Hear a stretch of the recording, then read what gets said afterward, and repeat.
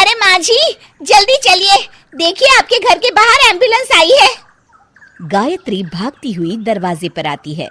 तभी उसकी बहू चांदनी को एम्बुलेंस से बाहर लाया जाता है। हे भगवान, ये मेरी बहू को क्या हो गया? एक्सीडेंट हो गया माँ जी। अरे लेकिन ये कैसा एक्सीडेंट है? चोट तो कहीं नजर नहीं आ रही। अरे माँ जी, दिमाग में अंदरूनी चोट लगी है और ये अपनी याददाश्त खो बैठी है। हैं? मेरी बहू याददाश्त खो बैठी है, अब क्या होगा? आप फिक्र मत करिए, बस इनका अच्छे तरीके से ख्याल रखिए। मैंने दवाइयाँ दे दी हैं, अब मैं चलता हूँ। अगले दिन, अब तेरी तबीयत कैसी है बहू? बहू? किसकी बहू? हम भैरवगढ़ के ठाकुर विक्रम सिंह की बेटी रूपवती हैं। हम एक राजकुमारी हैं और तुम हमारी दासी हो बुढ़िया। अरे बेटा विशाल, बहू कैसी बहकी बातें कर रही है। अरे कुछ मत पूछो माँ, रात को मुझसे अपने पैर दबा रही थी। सर पर चोट लगने की वजह से इसका दिमाग पूरी तरह खराब हो गया है और ये अपने आप को राजकुमारी समझ रही है। तभी वहां चांदनी आ जाती है। तुम दोनों यहाँ क्या खुसुर फुसुर कर रहे हो? कहीं तुम दोनों मिलकर हमारे खिलाफ कोई षड्यंत्र तो नहीं रच रहे हो? हम तुम्हारा सर तलवार से उड़वा देंगे, समझे? अरे नहीं नहीं राजकुमारी जी, हम तो आपके सेवक हैं। भला हमारी इतनी हिम्मत? कहिए, आपने यहाँ हॉल में आने का कष्ट कैसे किया? हमें बहुत भूख लगी है। ए दासी, जल्दी से हमारे लिए भोजन का प्रबंध करो। आज हम शाही कबाब खाएंगे। विशाल अपनी माँ को चांदनी की बात मानने के लिए इशारा करता है। ठीक है राजकुमारी जी, मैं अभी आपके लिए भोजन लेकर आती हूँ।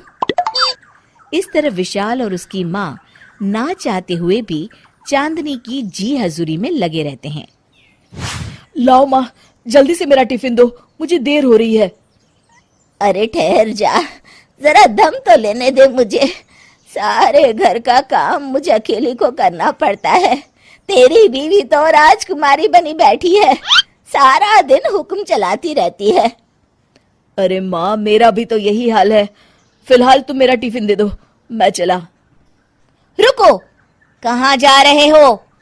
अरे मर गया रे, ये कहाँ से आ धमकी? आज हमारा जुहू चौपाटी घूमने का मूड है और हमें अपने लिए नई साड़ियाँ भी खरीदनी है।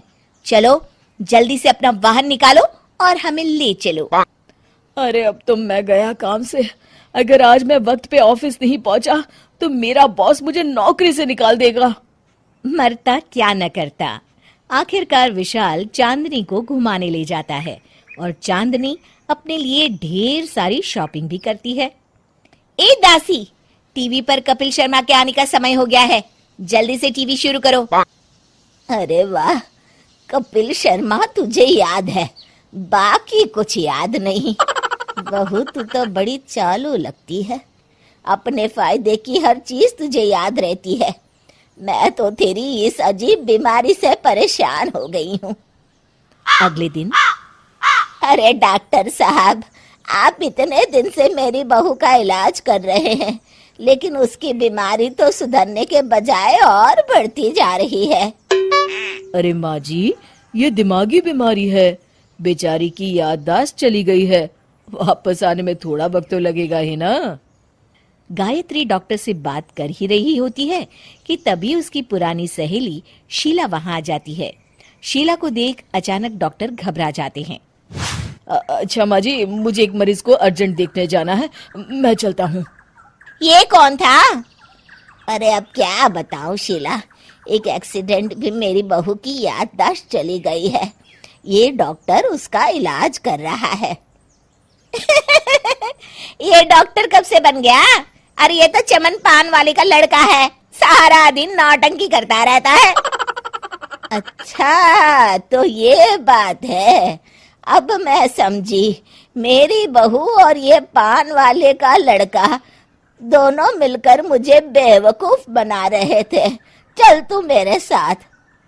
गायत्री शीला को एक बड़ा सा डंडा हाथ में देकर अपनी बहू चांदनी के कमरे में ले जाती है। बहू, ये मेरी सहेली है, एक डॉक्टर है। इसने तेरे जैसे न जाने कितनों का इलाज 2 मिनट में कर दिया है। इसका कहना है कि सर पर जहाँ चोट लगी हो, अगर उसी जगह दोबारा किसी बड़े डंडे से जोर से मारा जाए तो मरीज की याददाश्त वापस आ जाती है। देख, हम डंडा भी लाए हैं। अपनी सास की बातें सुनकर और हाथ में बड़ा डंडा देख चांदनी घबरा जाती है। अरे बाप रे, मैं तो फंस गई। इस डंडे की एक बार की वार से ही मैं तो चारों खाने चित हो जाऊंगी। अब क्या करूं, क्या करूं, क्या करूं? लेकिन गायत्री, डंडा सर पर ठीक उसी जगह लगना चाहिए जहाँ चोट लगी है। अरे तू चिंता मत कर, 2-4 बार मारूंगी तो एक बार तो सही जगह लग ही जाएगा ना। चल बहू, तैयार हो जा। अरे नहीं नहीं माँ जी, मुझे मत मारिए। दरअसल घर के काम करने से बचने के लिए मैंने ये सब नाटक किया था। मुझे माफ कर दीजिए, मैं कान पकड़ती हूँ। दोबारा ऐसी गलती कभी नहीं करूंगी।